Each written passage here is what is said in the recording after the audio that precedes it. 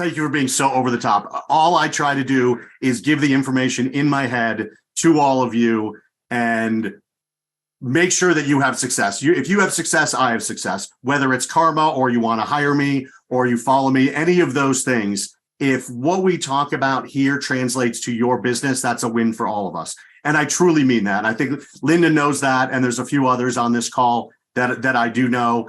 Susan, great to see you, who know that as well. And if you've heard me talk, you might hear some of the same things that I've said before, but I think we're going to say them in a little bit different way, in a little bit different context today. So I also want this to be interactive. We've got a small-ish group. I know more people will join, and there'll be people in the background that may be driving and can't jump on. But if there's something that I say, put a message in the chat, and let's get your questions answered, because this should be a working session. So when you leave here, you can instantly take what I tell you to make money.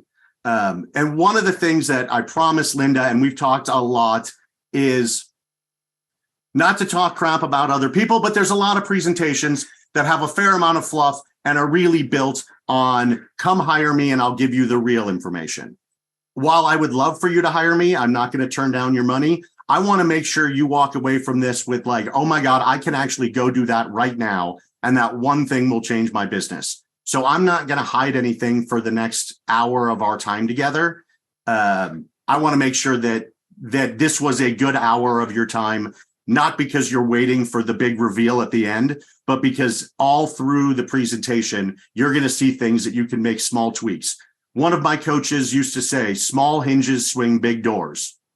And if you can make one of those small tweaks that make a big change in your business, you're going to love Linda and you're going to love me, and you're going to support us going forward with all of our endeavors, financially and otherwise. So I want to make sure that we stay to time, so I will share my screen. We did a test and it worked, so let me make sure that it works again. And well, it mostly worked. So does everyone see my screen? All right, perfect. So I will be checking the chat, and I think it'll pop up if anyone makes any comments in the chat throughout. But what we're going to talk about is, how do we look at Q1? How do we assess what Q1 was? And what are some of the metrics that we can use in the rest of the year? So for this next hour, Q1, how should you assess what it was? What are the lessons that were learned, and what are the building blocks we can use for the next 3 quarters? What are the numbers that you should follow, and how to do it successfully? This presentation is going to be numbers from a financial standpoint. There's a lot of people on this call and that will see the replay that want to make more money through the rest of the year. I know some of you may not be in a money-making mode. Maybe you need to streamline your business. Maybe you need to fix your operations. Maybe you need to do other things in your organization that aren't financial. Just know that I'm going to put it in a financial context, but each one of the categories can be easily turned into an operational context, or a cost-cutting context, or a community outreach context. So we're going to do a financial presentation, but know we can use it another way. And I'll jump on the phone with you and look at your exact goal and use the same metrics, just with a little bit of a tweak. So don't get too caught up in the financial side of it if that's not what you're here for. And then I'm going to give you the strategy to have a killer 2023. I have a set strategy that I use for my clients. And candidly, it works for making money. It works for losing weight. It works for raising your children. It works for hiring and firing. It is 5 steps that can be tweaked. And I want to become part of the way you think. And then it will severely and beneficially impact your business. So a little bit about me. I was born in Milwaukee, Wisconsin, and started my first 15 years there. My parents moved me to Scottsdale, Arizona in high school, which is where I went to high school. I went to college in Atlanta at Emory University and spent 4 great years there. And this was pre-Olympics in 1996. I graduated in 94. So Atlanta was a very cool place to be during that time. And then, unfortunately, I graduated in a recession with a history and poli-sci degree. Some of that history and poli-sci comes out in my business teaching because I'm very context-driven and history tells the future, which is why I love this presentation, because I'm going to give historical context. So with a history and poli-sci degree in a bad economy, you don't get a job, you go to Europe and backpack around, which I did. But that was my first taste of entrepreneurship. I was there. I started a business. My partner and I got 15 clients through word of mouth marketing. And I was like, this business thing is easy. I'm going to go do this. But that's where I started. That's sort of the formative years. I come back to the States and I had a picture kind of like the one you see there, only without the pretty window. It was an office without a window, but I had a computer and a phone, and I was dialing for dollars in the financial service industry and bringing in clients for financial advisory. That wasn't as easy as it was the first time, right? For all of you who have had to dial for dollars a little bit, it's not a whole lot of fun, and there's a better way to do it. We can talk about marketing in another area, but I turned that into learning more about business, not about my clients, but learning about business, which is where the coaching came in. And because I was so poorly successful in that role, I needed to find a new thing to do. Like, I understood coaching from a sports standpoint. I was a marginal athlete in high school, but I had coaches in tennis and in swimming. So I found a coach, invested myself, and found a system to follow, which is what I want to show you part of today. I followed what others had already done and been successful. And if you do that, you have more success than if you don't. I was one of those people that always thought I was smarter than everyone else, with varying degrees of success. But once I actually started to listen to the things people told me and just did them, I was able to then put my own tweaks on the next step rather than tweaking it beforehand. And I had more success. I ended up doing 45 real estate deals in 18 months. And then I helped in the coaching side. Once I was doing those deals, people came to me, and I helped 4 coaching clients grow from under 6 figures to over 7 figures within 2.5 years. 22 cross over $1 million in annual revenue. Over 100 and change cross that $100,000 mark who were struggling to get over it, and countless others double from wherever they were to wherever they, whether it was 50 to 100, 100 to 200. And that was where my passion was. I love working with business owners one-on-one, because you've got a lot of great talents. You've got a lot of stuff in your head. If I can be that business guide on the step-by-step, that's where I really thrive. And that's why I'm so happy to be here. A couple testimonials, and we're all going to put the good stuff people say about us. We're not going to say this Adam sucks and I hate him. But my favorite is this first one. This is a financial advisor. This is a guy who his team wanted me. He necessarily didn't, but they needed help. And he said, I'll sit there for 2 days if my team wants me there. And my favorite line, you likely changed the direction of my firm forever. That was after 2 days, because I took was in his head onto a whiteboard. His entire team knew what it was, and they went on to double the size of their business and eventually sell for a 10-figure exit last year. But a few other people said really nice things about me as well, and I'll send you those if you want. I want to start with the rules I live by, and there are 2 main rules that I live by with everything that I try and do. Some of you may listen to this presentation and say, well, yeah, Adam, I already know that. Well, you might. But I live by these 2 rules, and I'm asking you to be a little bit curious for the next 45 minutes and put aside what you already know, and let's think about something a little bit different. The first rule is start with obvious. As business owners, we tend to overcomplicate every step of our business. Sometimes it's like, I need more customers. Well, we're like, well, what I should really do is I should do a webinar that leads to a masterclass that leads to a landing page. Well, no, you need to do the obvious thing, talk to more people, right? And so why overcomplicate things when the obvious a lot of time works? If you want to lose 10 pounds, you eat less, work out more.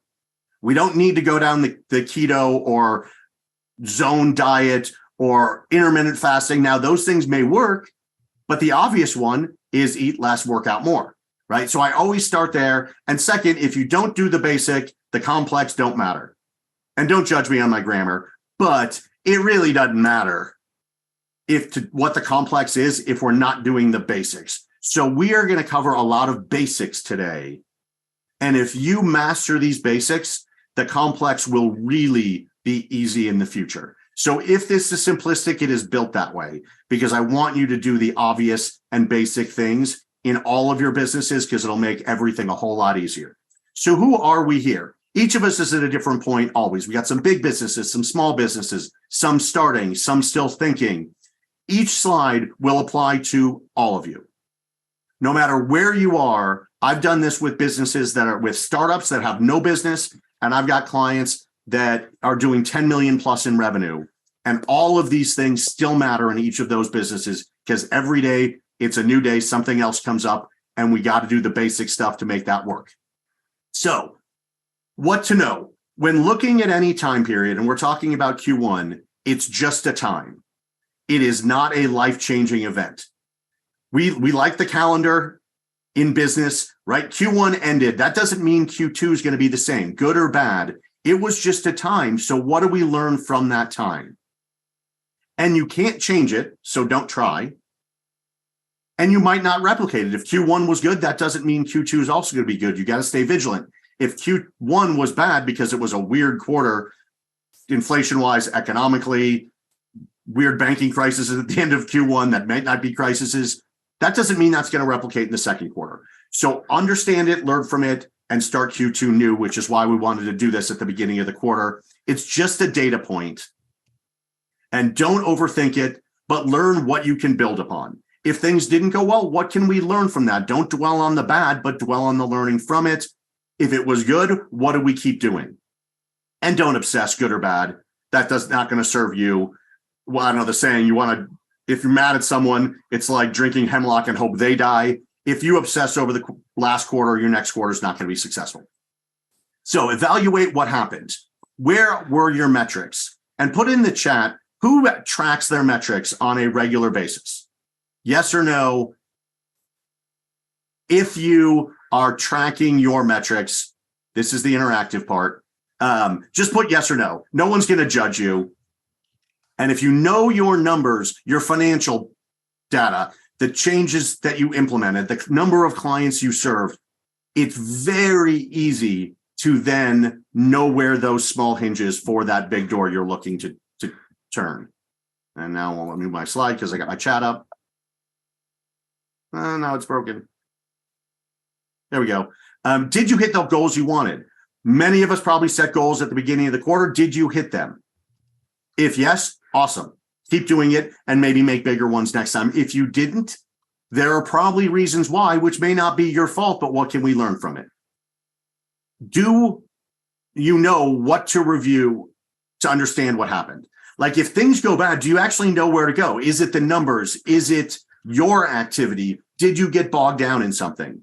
So these are all the things that I want you to think about and write down on a piece of paper. Do I know what to review? If I don't, let me figure out how to. Are you happy, sad, frustrated, exhausted? Probably some of each for all of us, even over the last probably 18 months because of the economy being up and down. And if you're on social media, just the noise that is out there. And whatever your answers are to the above, it is your new starting point. It is not an ending point. It is what happened, and now we've got a new starting point, and we kick off today with the next steps of where we're going to go forward. So how do you look at your numbers? As I was saying, numbers are just a thing. They just are. Treat them that way. If they're bad, say, here's where my number is. I wish it were better. If they're good, awesome. How do I keep it there and increase it? But they are just a thing, and up or down only matters in terms of context.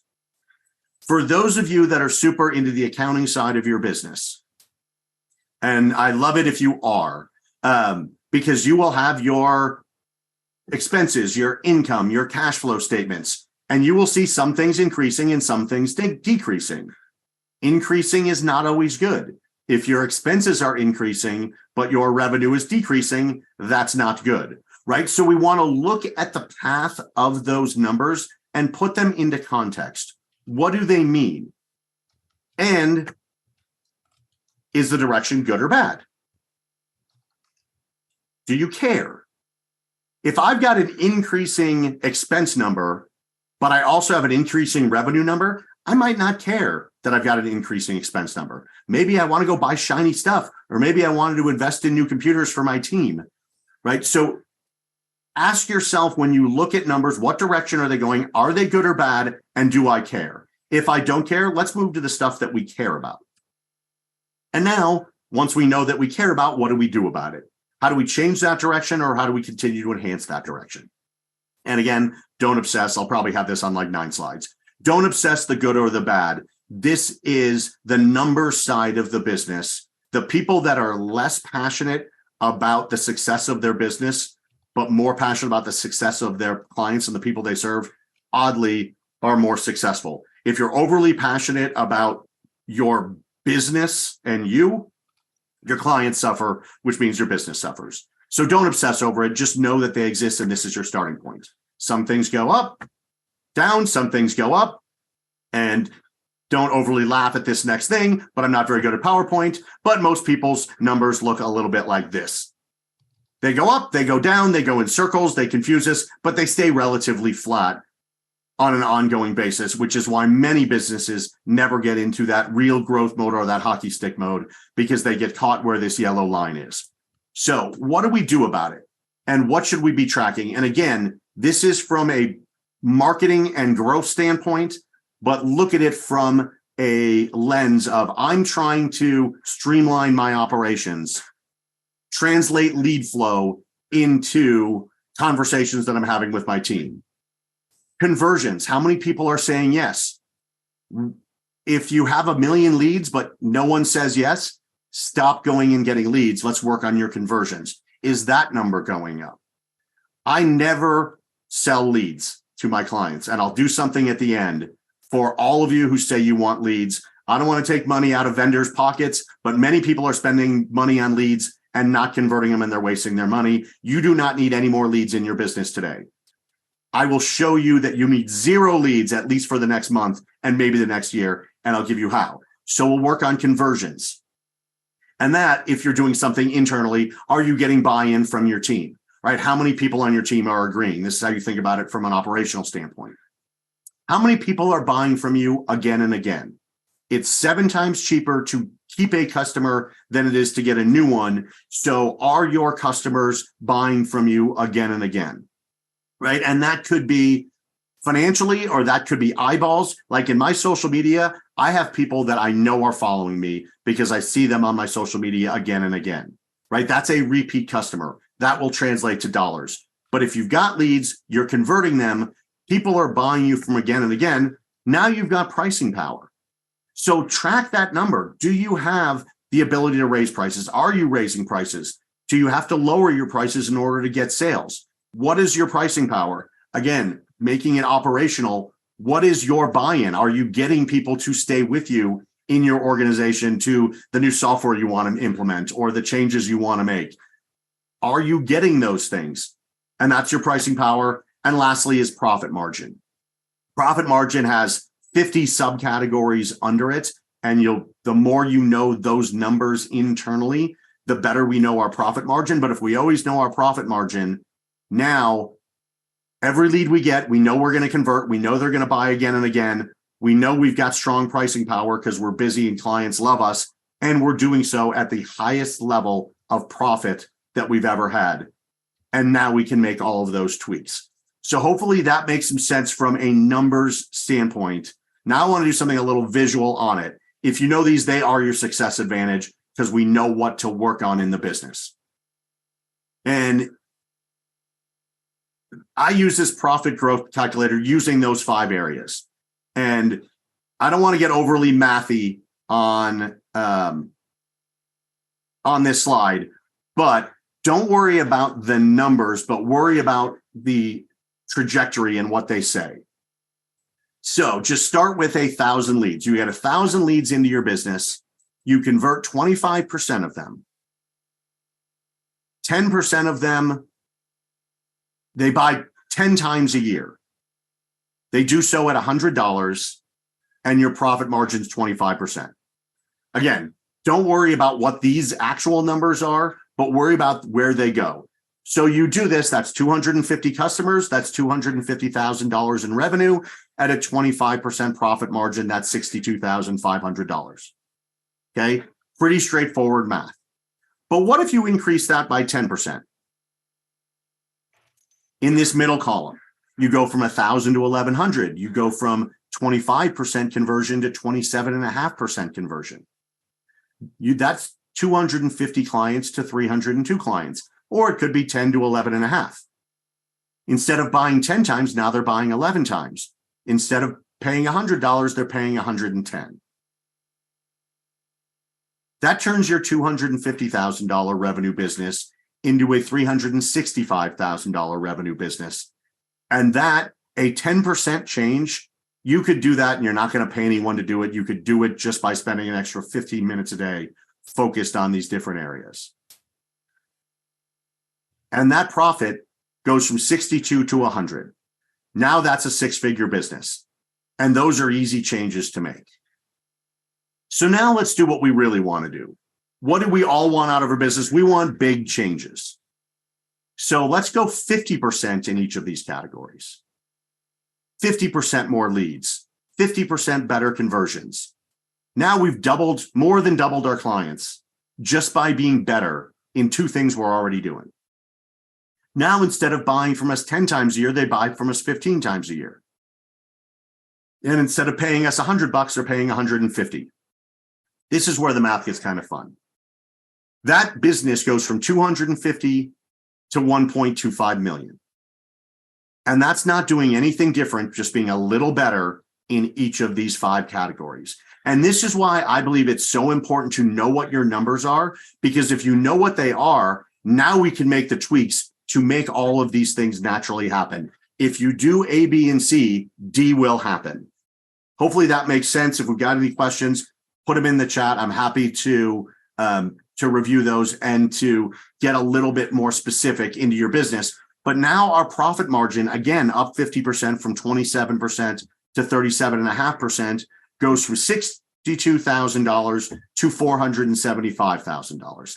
And that's just by making a 1% change every week for 50 weeks. You still get 2 weeks vacation, so you can go out of town in the summer. You can hang out with your family between Christmas and New Year's. You don't have to do anything those weeks. You do it the other weeks. And these are the types of results that you can have just by understanding the numbers that you're looking at. And again, after the presentation, those of you that are not in a growth area will make these same categories for what you're trying to achieve in your business. That'll be my give to you and everyone here, is to do this with you and for you. But just know that exists. Knowing your numbers allows you to do this. Not knowing them makes it a challenge because we don't know what we're fighting. So we're going to go back to the same slide that we did before. And now let's think about it in terms of your numbers. Now that you know some of the categories or the key categories that most businesses look at that want to grow, that up or down, again, only matters in terms of context. Your leads, your conversions, your repeat customer, your pricing, and your profit margin. Are those things good or bad? Where am I? Do I care? You might not care about the number of times people buy from you. You might say, you know what? My conversions are only at 10%. If I get that to 20%, I don't have to spend as much on marketing because I'm going to make more money by being better at converting. Or you say, Adam, I've got leads and I've got conversions, but I'm not really good at getting people to buy from me again and again. Well, now we look at your business and say, what is the next logical thing someone that hires you might also want? Right? So now you can get them to buy from you and be a repeat customer. So we will look at these things and the direction and tweak all of them or tweak the most important one or two. That's going to be a business decision that you make. But this is why numbers are important. So we want to look at your Q1 numbers and say, all right, where do I want to make my tweaks in Q2, 3, and 4? And we're going to start with this as our baseline. Make sense? Hands up, say yes, nod, all good things. All right, cool. So what do we do and what kind of framework do we do to make those changes? Right? It's easy for me to say get 50% more leads. It's easy for me to say increase your sales and your profit margin, because some of you are like, dude, don't you think I'm trying that? And most of you probably are.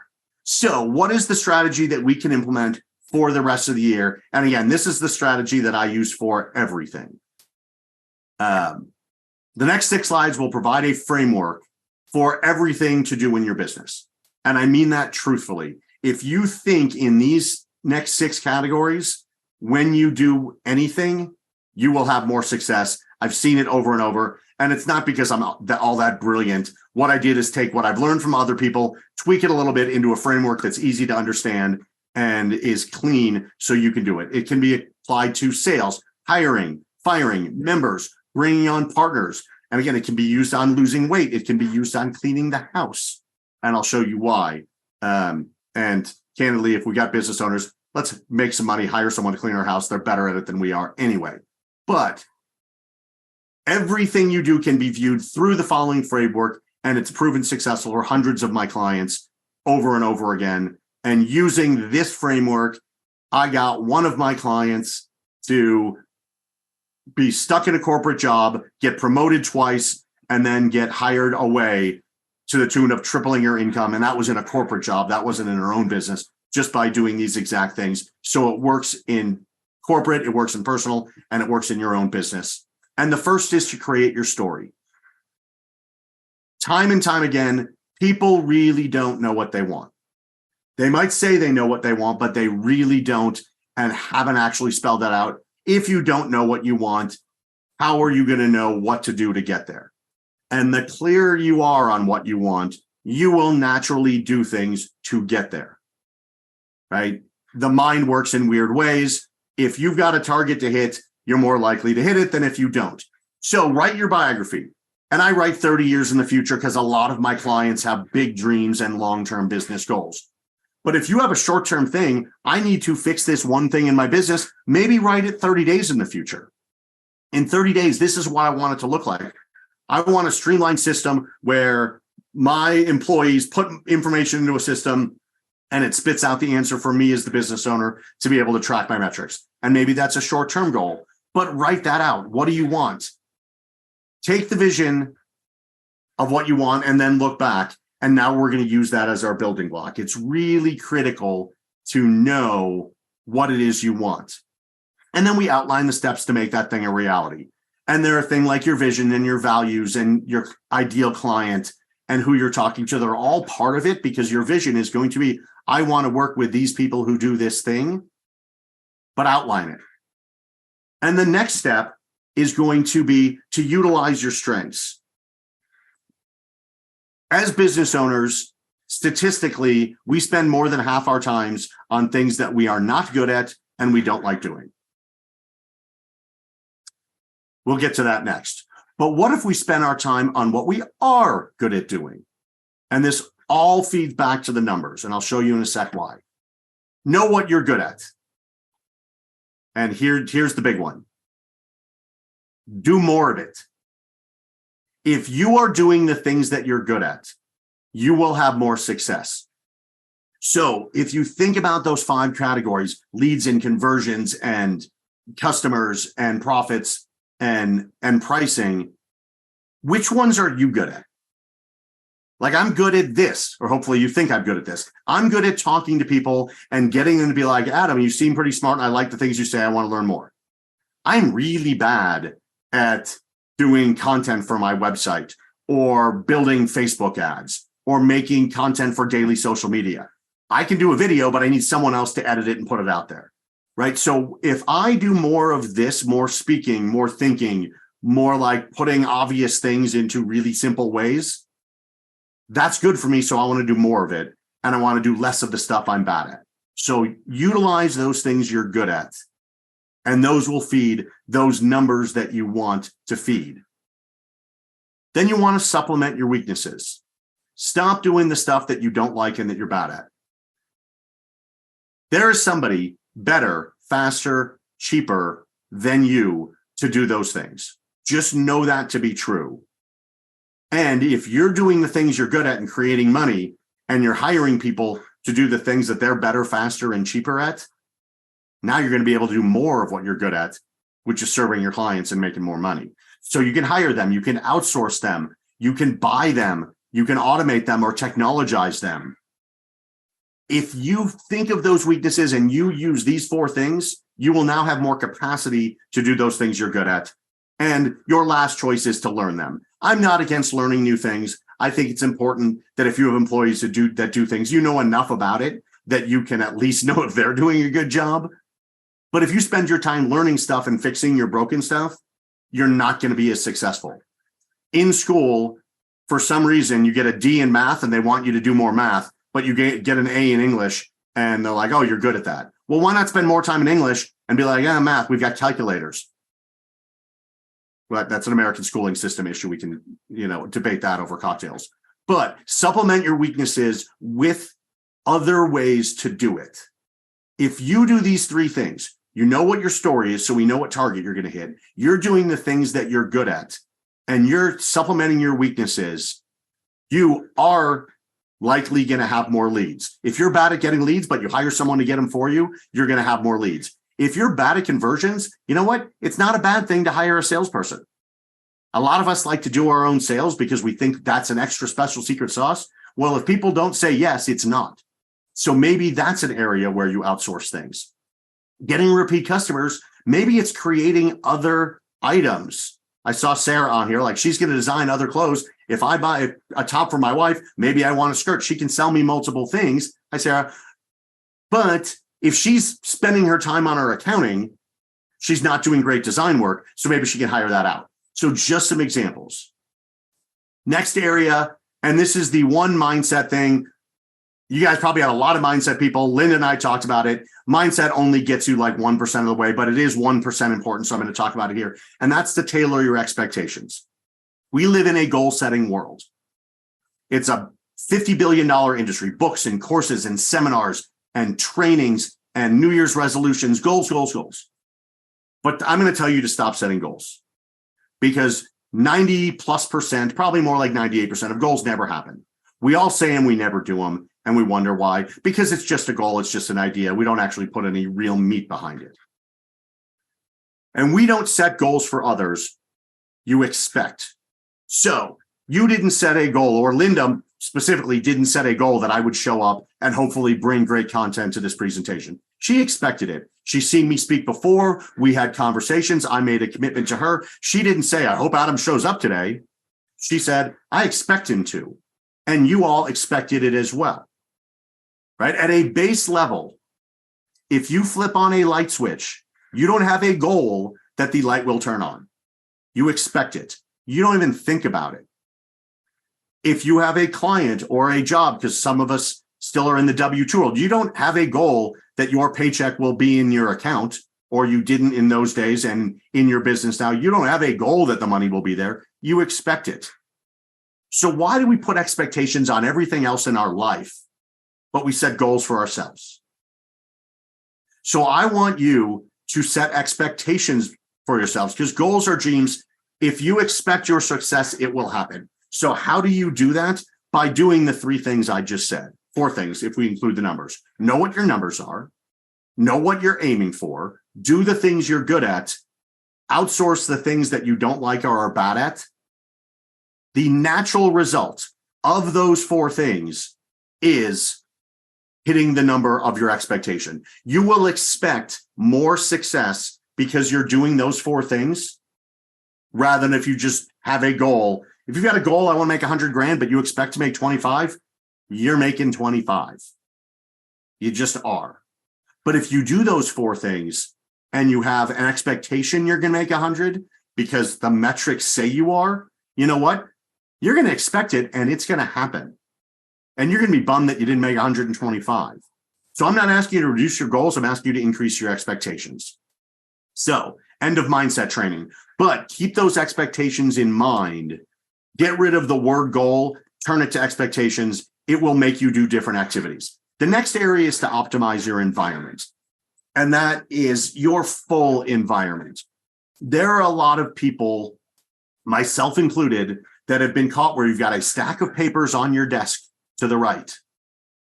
And you get into your office in the morning and you look at the piece of paper, you're like, ooh, this is important. And you move it to the left-hand side of your desk.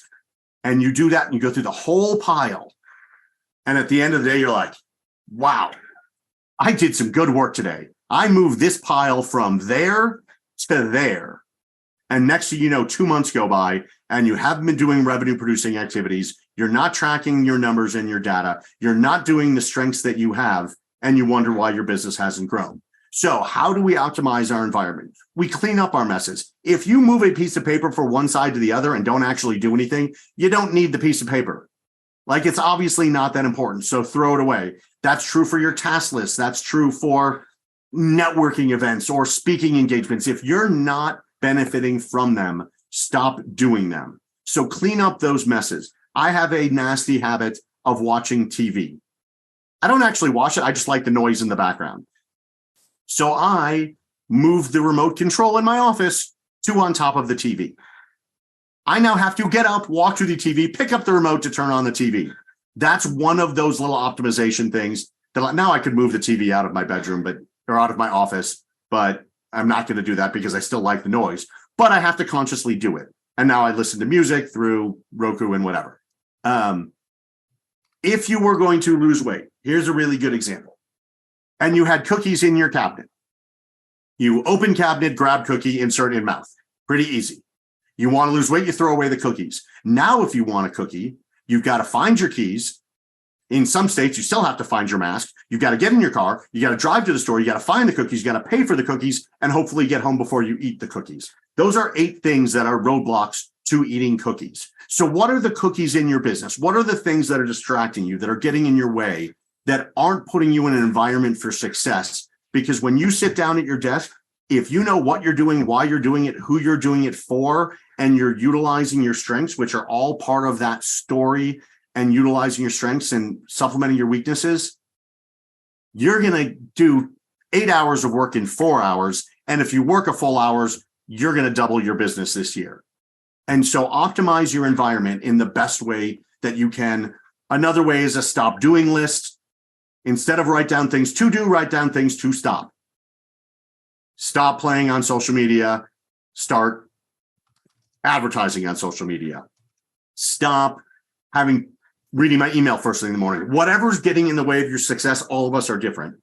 But write down a list, because that'll make it top of mind. And then the final area of those 5 categories is, if you do that every day, you come into a mastery stage. So you live those 5 steps above. If you live them and begin to do them daily and outline them for all aspects of your business, so your marketing will have those 5 things. Your operations will have those 5 things. Your accounting will have those 5 things.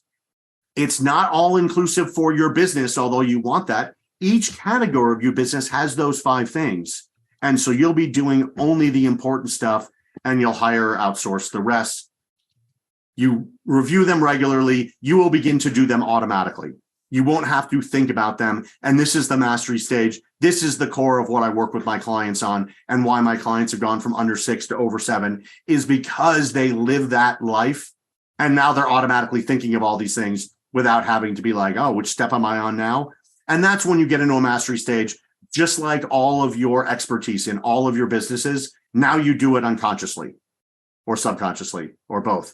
When someone asks you a question, you know the answer and you can just tell them. You don't have to look it up. You don't have to look at your notes. You do it automatically. So how do we bring the numbers and the strategy together in the final 3 minutes? I want to leave some time for Q&A. Is look at your numbers in those 5 major categories. And anyone who wants the deck, I'll send it out, or I'll have Linda send it out, or you'll all have the replay, so you'll see it there. Look at those and then create subcategories. What are the subcategories under my sales, under my strengths, under my marketing, under my leads? And look at those 5 categories and then review each with the 5 strategies of, do I have a story behind it? Am I using my strengths for it? Is this something I hate or I'm bad at? Are my expectations set for it? And is my environment in a great place for this? Right? So if you look at all the categories and you look at the 5 things and bring them together, it actually works really easily and really well. And I like to compartmentalize. It's the way my brain works. If yours doesn't, we can talk through it a little bit. But if you do those things, it'll make it really clear where your time is best spent. And that's what these things work well. Are you playing to your strengths and weaknesses? Is your environment right for the success that you want? Do I expect success in these areas? Do I even know what I want? And your greatness in your field with this will crush the rest of 2023.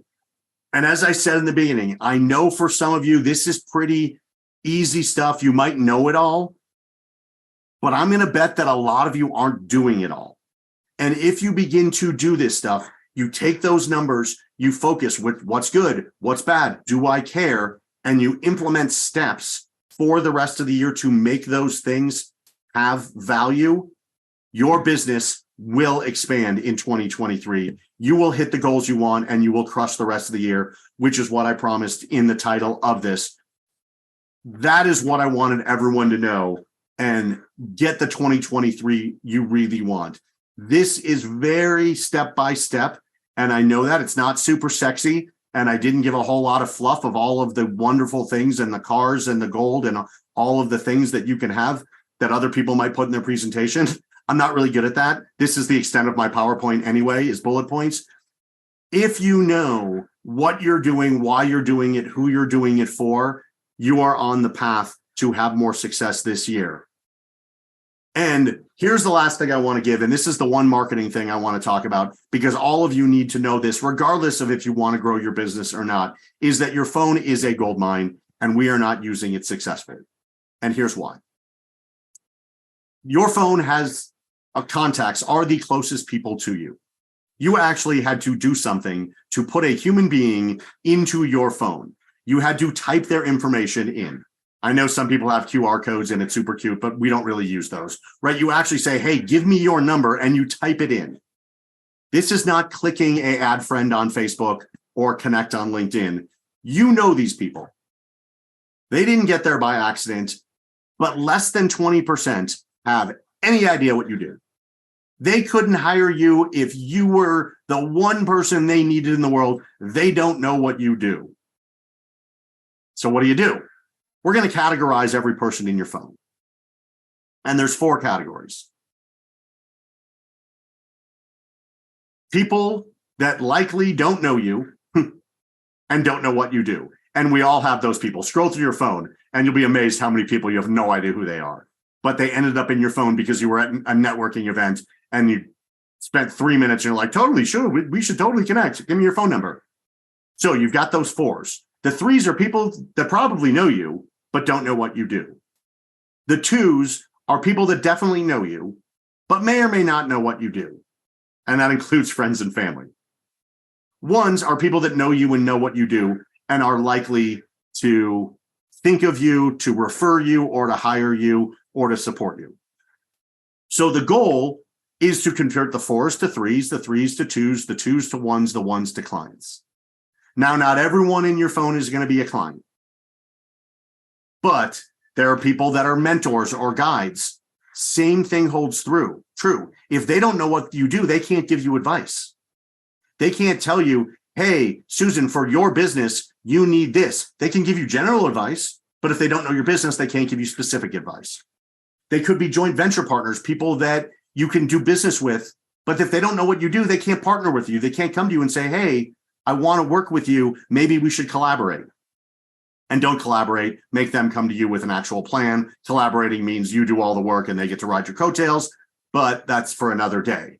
But if nothing else, think about your phone this way, because if you think about your phone this way, now we're going to translate it to LinkedIn. We're going to translate it to Facebook. We're going to translate it to TikTok. And then we're going to open that drawer of business cards that's sitting next to you, unless you cleaned it out during COVID, that you threw cards in there and never looked at again.